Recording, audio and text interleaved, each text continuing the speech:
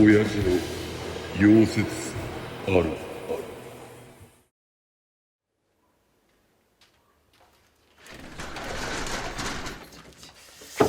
山口さん、タンメン一丁待ち。待っ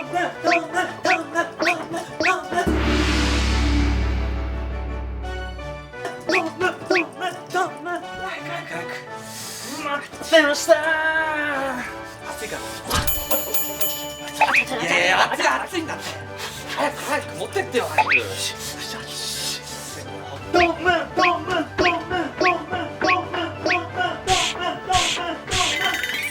何？タンメンだと？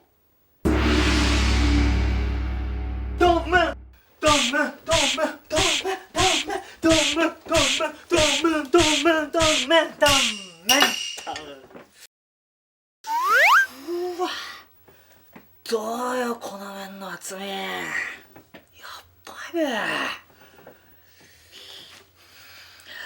べ。なんだこれは。タンメンではない。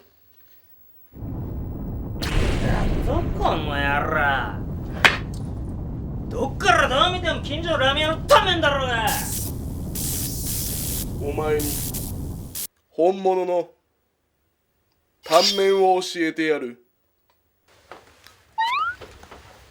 見ろ、これがタンメンだ。タンメンとはレール溶接を行う前の母材の金属片である。なあ親父、麺が伸びちまうだろうが。タンメン続